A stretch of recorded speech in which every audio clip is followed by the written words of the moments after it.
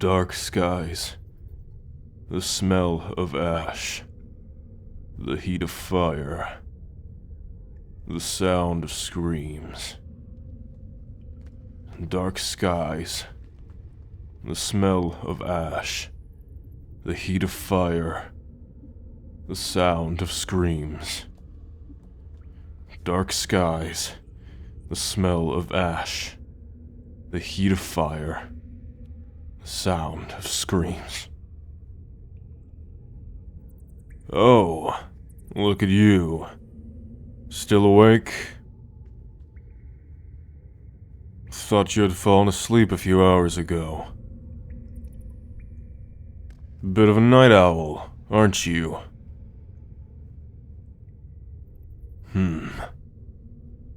Can't really blame ya. In here, you have all the time in the world to sleep. Soon, you'll lose track of time. And then, time itself will lose all value. Days meld into weeks, and you won't even have noticed. So, did you have a bad dream? Or is the reality that you no longer have a life to live keeping you awake?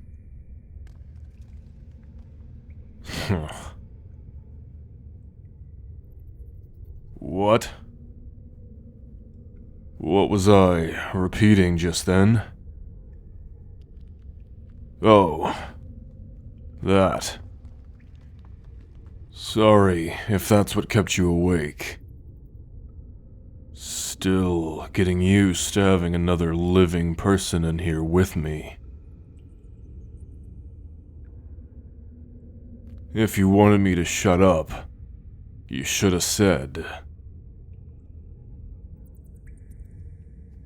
Huh? What does it mean? The dark sky, the smell of ash, the heat of fire, and the sound of screams?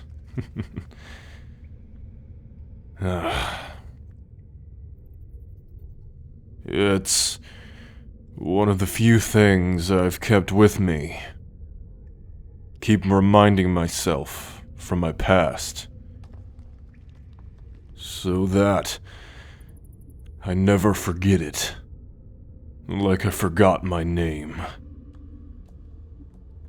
If this place will take everything from me, my name, my life, my freedom, then it can never take that. The story behind those words is a dark one. Are you sure you want to hear it? I'd hate for you to be scared of me, the only person in your life. For the rest of it, perhaps.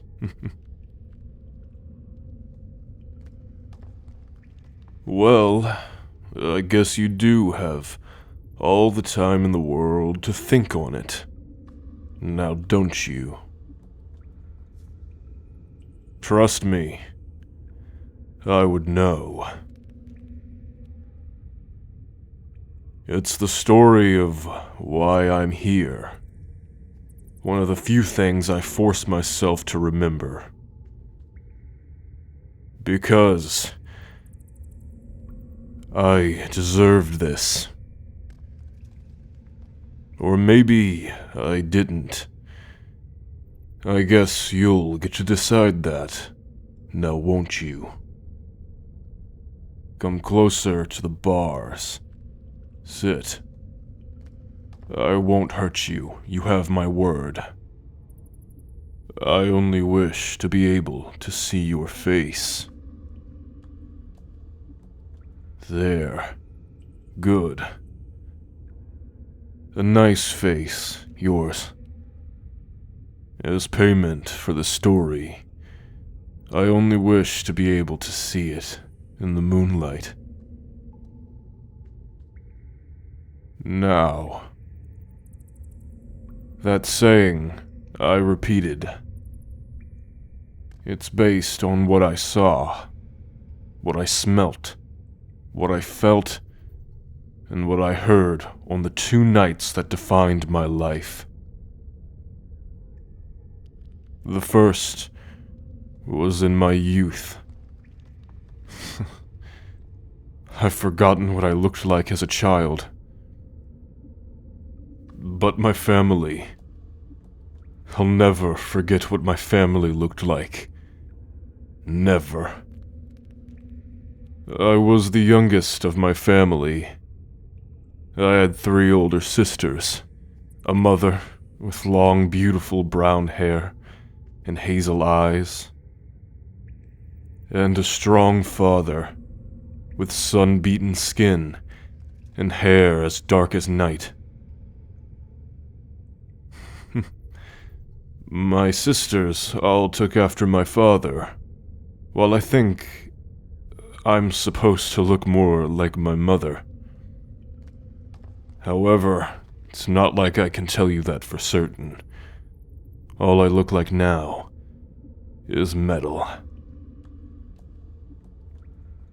One day, a man in armor came to our home, said that our lands are becoming dangerous, and that he needed more soldiers to serve under him. He looked important. He was a general, a leader. My parents wanted no part in battle or politics, and so they declined him. My sisters and I would stay. Before he left, he warned us of the dangers that could befall us if we didn't enlist and join his protection. Still, my father protested.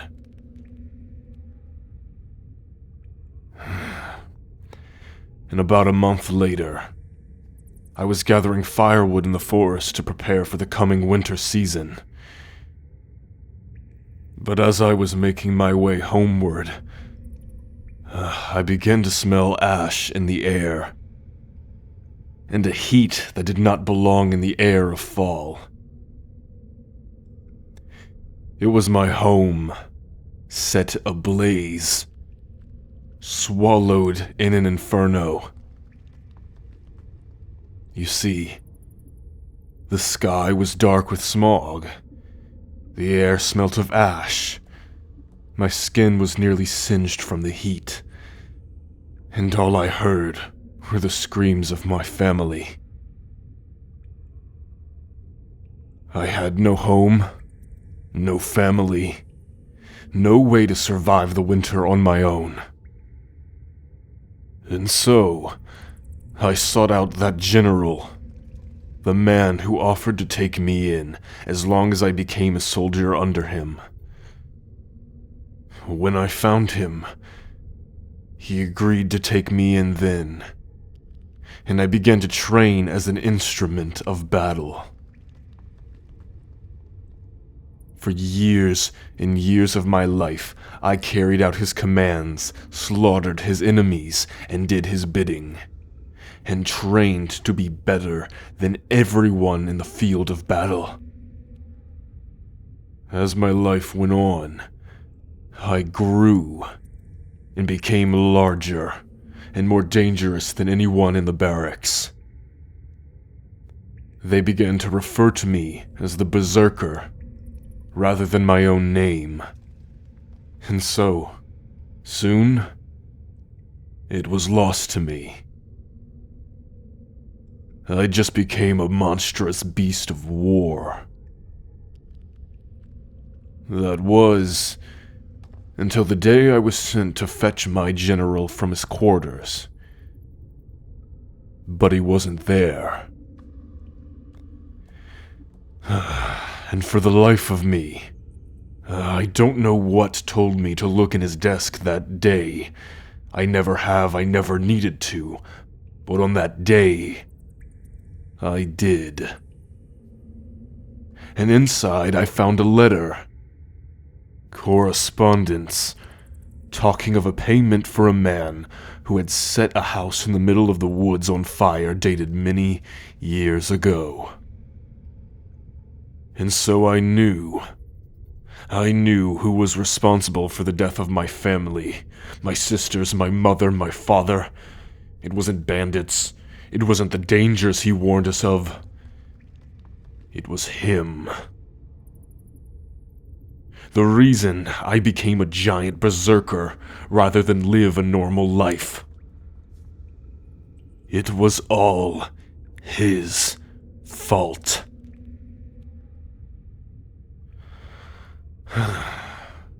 And so, one night, when he was drunk, I asked him to accompany me to the forge. He was going to pick up a helmet that was being crafted for him there. It was to match a new suit of armor that he had gained. The forge was hot. Molten metal rested in the giant crucible. It looked like a pool of glowing red water. And so, before he even could realize, I grabbed him by the throat, reminded him of that day, and then I slowly lowered him into the glowing furnace.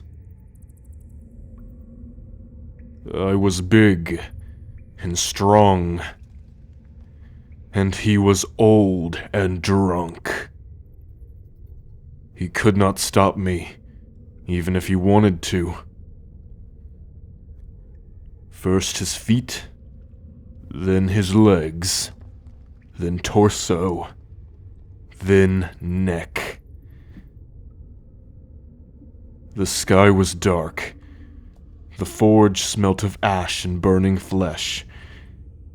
It was hot because I was standing over it, listening to his screams. And the murder of a general, especially one of his rank, is enough to anger his friends in high places. My punishment was this iron helmet and a life of confinement inside of an orichalcum cage, isolated. And for years I was, well, until you got dropped in here, right next to me. So tell me, my companion in misery, was I wrong? I still can't decide if my rage was justified. Either way, what's done is done, and I cannot change the past. Now, I spend the rest of my days here, without leaving. I have nothing outside of these walls to return to. No family, no friends, no home, no name, and no face. And so here I am. Now, does your face curl with disgust for me? Or does it furrow with sympathy? Either way, it is a very beautiful face. Cherish it. Never forget it.